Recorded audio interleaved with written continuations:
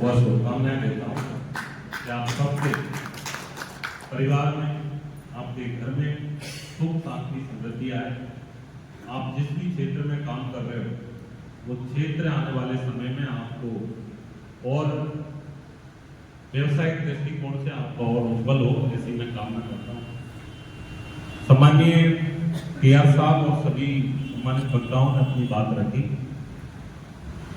जो बात रखी उनको मैं रिपीट करना नहीं चाहता हूँ, क्योंकि उन्होंने सब बातों पर अपने विचार रखे हैं। लेकिन मेरे जहन में जो बातें हैं तो मुझे लगता है कि आप लोगों को इसमें उनको बताना चाहिए।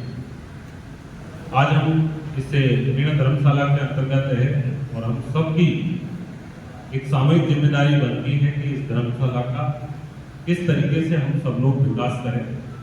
सम्माननीय केआर साहब और सम्माननीय डॉक्टर जयपाल जी, जिनके मार्गदर्शन में इसका समुचित विकास हो रहा है, लेकिन हम सबको मिलकर इसको हम कैसे आगे बढ़ाएं शिक्षा की दृष्टि से।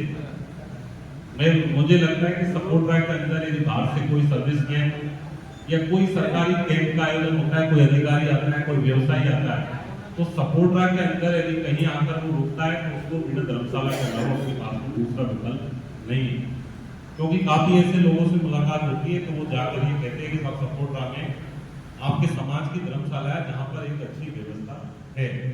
तो ये एक ऐसा केंद्र बन चुका है आज, जो न केवल मीणा समाज के बल्कि सर्व समाज के लोगों के काम ये हमारा जो धर्मशाला है यहाँ।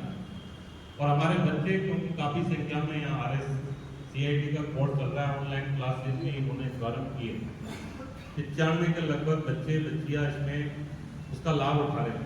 आने वाले समय में और भी बेहतर उनको शिक्षा का मार्ग मिले। हम लोग सब कोशिश रहेगी कि उनको हमारी तरफ से जो भी सहयोग चाहिए, क्योंकि विधायक को एक निजी NGO के अंदर देने के लिए उसकी क्षमता होती है कि वो मात्र 20-25 लाख रुपए उसके अंदर दे सकता है। तो मैंने उसमें मेरी कोशिश करी कि 21 लाख रुपए मैंने प्रारंभ में दिए, ताकि इसमें और भी ऐसे बड़े रूप बने, ताकि लोगों के, हमारे बच्चों के, सबके यहाँ काम आए। आने वाले समय में भी और भी हमने इसके लिए मीणा धर्मशाला के लिए समाज के नाम से और भी जमीन के लिए अपने प्रशासन के पास भेजना है। हमारी कोशिश है कि वो आने वाले समय में इसके लिए जमीन आवंटित होती है तो और भी हमारे समाज के लिए, लोगों के लिए, मैं केवल ये बोलता हूँ मीणा समाज नहीं, सर्व समाज के लोगों के लिए ये काम आने वाली चीज है। कुछ बातें हैं जो मैं आपके सामने स्पष्ट करना चाहता हूँ। हमारे बीच में दो मुद्दे बहुत महत्वपूर्ण हैं जो चल रहे हैं। उनमें एक मुद्दा है डोगरी बांध का और एक मुद्दा चल रहा है वो विस्थापन का। यदि हम कहीं जाए और ये दो विषय को हम गौण कर दें, बाकी मुद्दों पर हम बोले, तो ऐसा लगता है कि उन बातों से या तो बोलने वाला बचना चाहता है या वो बात रखना नहीं चाहता है। लेकिन इन बातों को यदि हम गौण रखेंगे तो कहीं ना कहीं इसमें लोगों के बीच में इसका गलत मैसेज, एक अफवाह वो बहुत तेजी के साथ में फैलेगी। उनका एक माइंड में, जो हमारे क्षेत्र के लोग हैं उनके माइंड में क्लियरिटी होना बहुत जरूरी है कि इन दो मुद्दों पर सरकार की क्या स्थिति है और इन दोनों मुद्दों पर हमारे स्थानीय विधायक है उसकी क्या स्थिति है। ये जब तक माइंड में क्लियरिटी नहीं आएगी, जब तक लोग केवल अफवाहों में ही आगे बढ़ते रहेंगे। और मुझे लगता है कि इनको समय समय पर, मैंने कभी भी, जब से ये दो मुद्दे हमारे क्षेत्र में चल रहे हैं, ये आज के नहीं, विस्थापन का मुद्दा मुझे लग रहा है बहुत लंबे समय से और अलग अलग सरकारों के समय में अब वो हमेशा से चलते आने वाला मुद्दा है।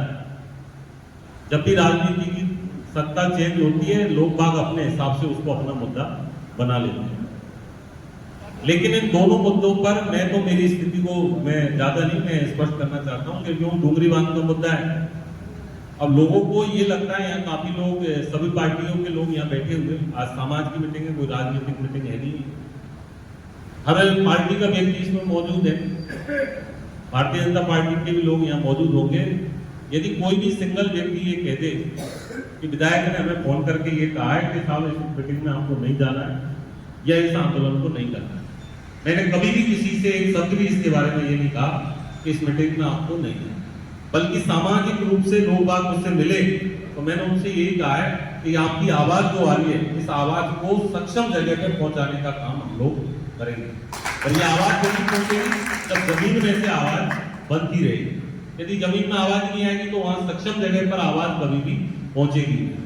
तो मैंने हमेशा, मेरी स्थिति स्पष्ट है, मैं कोई दोगली बातें करना, मेरे लोगों के बीच में उनके सामने खड़े होकर उनकी रोजी रोटी पे, उनके व्यवसाय पे, उनके आजीविका पे मैं गहरी चोट मारूं, कुठाराघात करूं, ये मेरे चरित्र में नहीं है। मैं तो सीधा स्पष्ट है कि जब समय और वक्त, क्योंकि अभी किसी चीज का डीपीआर का विषय भी चल ही रहा है, सरकार के सामने समक्ष विचाराधीन है, काफी आईएएस लॉबी उस पर लगी हुई है, इसको किस तरह से आगे बनाना है, क्या करना है। मैं आपको एक बड़ा स्पष्ट बताना चाहता हूं यहाँ से कि जब भी वो समय आएगा कि हमें, हमारे लोगों का अहित हो रहा है, जिस जनता ने हमें मौका दिया है उन लोगों का अहित हो रहा है, तो ये मान के चलना कि आपका ये सेवक जो आपको मुझे दायित्व दिया है, उस दिन मैं आपके बीच में सब त्याग करके आपकी मदद करूंगा। लेकिन जब तक वो समय ही नहीं आए, केवल बातें गाल बजाने से तो कोई उसका कोई विषय मुझे लगता नहीं है। वो तो एक लोगों को एक विषय मिल रहा है कि उसमें हमको भाषण देना है, और मेरा तो एक निवेदन है, आंदोलन का एक प्रोटेस्ट का एक तरीका होता है, आप सब लोग मिलकर, क्योंकि ये लड़ाई कोई भाषण देने की कोई ट्रेनिंग सेंटर नहीं है, ये लड़ाई ऐसी है जो हमारे पुरखों की संपत्ति से, हमारे पुरखों की आजीविका से जुड़ी हुई लड़ाई है। इसमें मंच पे सजाना, मंच पे जाकर दूसरी पार्टी को गाली देना, फिर उसको गाली देना, इससे मुझे लगता नहीं है कि हमारी समस्या का समाधान होगा। समस्या का समाधान तभी होगा जब उस मीटिंग के में हम ऐसे जायज निर्णय ले जिसको मानने के लिए सरकार को भी घुटने टेकने पड़ेंगे। और वो मीटिंग तो आप लोगों को जब समय समय पर आप लोग कर रहे हो, तो मैं तो इतना विश्वास दिला सकता हूं कि वो समय आएगा जब डीपीआर का अनाउंसमेंट होगा या कुछ ऐसी चीज आती है जिससे हमारे क्षेत्र का, सपोर्टरा विधानसभा का उसमें नुकसान हो रहा है, तो मैं इतना विश्वास दिलाता हूं, मैं उस समय आप लोगों के साथ में रहूंगा। अभी आज का समय ऐसा है, आप लोगों ने एक लंबे टाइम में परिवर्तन करके मुझे मौका दिया है, तो आज मेरा कर्तव्य बनता है, मेरा धर्म बनता है कि मेरे क्षेत्र के लोगों के जो काम है, मेरे क्षेत्र के लोगों की जो समस्या है, उनको सरकार के माध्यम से मैं हल करवा कर लाऊं, ताकि लोगों के जीवन में कुछ नया काम जुड़ सके। ये इसी वजह तो मुझे आप लोगों ने बिठाया कि इस वजह से कि आप कान पकड़ के आ जाओ कि साहब हमारे साथ खड़े हो जाओ, और अभी तो लंबा टाइम है, अभी कुछ नहीं, तो फिर हमारे जो लोग हैं जो लंबे समय से बेचारे पिसते आ रहे हैं, उन लोगों के कामों का क्या होना जाना है, उनके कामों को कौन करवाएगा। ये जिम्मेदारी क्या हमारी नहीं है कि हम उनके कामों को जमीन तक लेकर आए। मेरा ये बिल्कुल स्पष्ट मत है, ये जो आप वीडियो बना रहे हैं, इस वीडियो को मैं चाह रहा हूं कि ये सब जगह तक पहुंचे, उन तक भी पहुंचे। ना कभी हम कोई व्यक्तिगत लोभ में, ना किसी कुर्सी के लोभ में हम किसी के नीचे दबे हुए नहीं है। हमको तो इस जनता ने मौका दिया है, जब जनता ये कहेगी भैया टाइम हो गया आजा नीचे, तो मैं तो जनता के साथ में रहूंगा। इस बात का आप लोग विश्वास बना के रखें। दूसरी बात, और आदिवासी महामना बिरसा मुंडा जी के चरणों में प्रणाम करते हुए आज के इस दीपावली स्नेह मिलन कार्यक्रम के अंतर्गत हम सबकी अध्यक्षता कर रहे सम्माननीय डॉक्टर जयपाल मीणा जी, इस मीणा विकास संस्थान के सम्माननीय अध्यक्ष पूर्व आईएएस श्री टी.आर. मीणा जी साहब, हमारे मध्य में पूर्व आईएएस श्री कुलदीप पाखंड जी विराजमान, एससी साहब श्री झोलेलाल जी मीणा साहब, और हमारे सपोर्टरा विधानसभा से पहला देवी की हमारी हेड हो या सपोर्टरा हो, चहुओं ओर से आए हुए सभी सम्मानित जन, सम्मानित पंच पटेल, सभी युवा साथी जो बाहर रहकर अपनी सरकारी सेवा में सेवाएं दे रहे हैं, ऐसे सभी साथी, आप सब इस कार्यक्रम में उपस्थित हुए और आप सब ने के बीच में मुझे बोलने का अवसर मिला है, इसके लिए मैं बहुत बहुत आभार व्यक्त करता हूँ आपको प्रणाम। सबसे पहले तो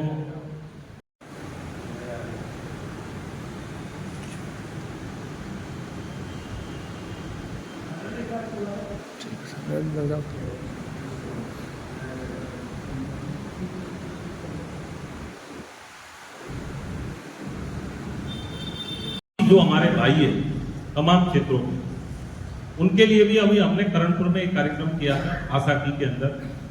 अभी हमारा एक दीपावली स्नेह मिलन कार्यक्रम चल रहा है, तिकोली कला से हमने प्रारंभ किया, 7-8 ग्राम पंचायतों का कार्यक्रम था, मकनपुर में 7-8 ग्राम पंचायतों का कार्यक्रम था, करणपुर के ऊपर जाकर किया 10-12 ग्राम पंचायतों का कार्यक्रम था, अभी कैला देवी में बालाजी के स्थान पर हमने कार्यक्रम किया, वहां भी 10-12 ग्राम पंचायतों का कार्यक्रम था।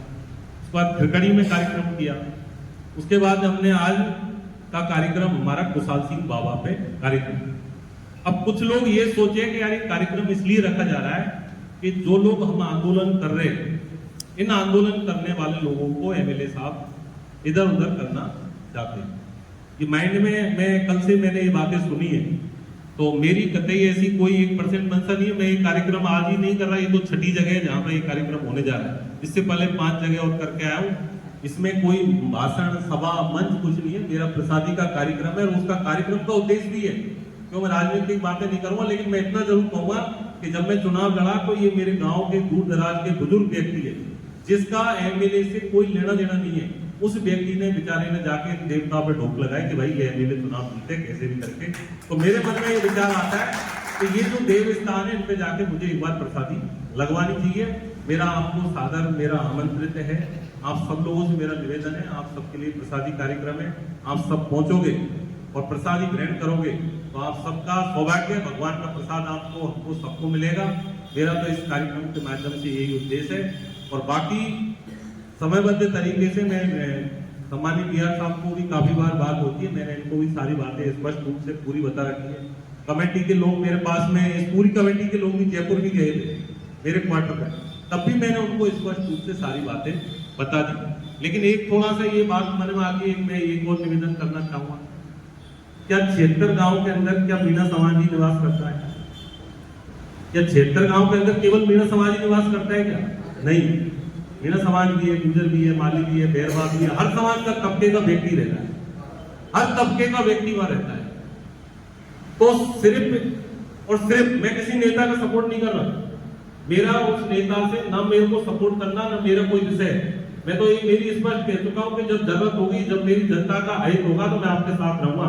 लेकिन किसी नेता को गाली देना, किसी एक नेता को गाली देना, आज कोई भी पैसे चल गया, मोबाइल पकड़ लिया, गाली दे रहे नेता भी इस तरह गाली दे रहे जिन लोगों ने 40-40, 50-50 साल इन लोगों की लड़ाई लड़ते लड़ते राजनीति में वो वहां पहुंचे हैं, और उनको इस तरह भद्दी गालियां देना, तो क्या सामाजिक रूप से उसका उपवास करना नहीं है, उसको मजाक बनाना नहीं है?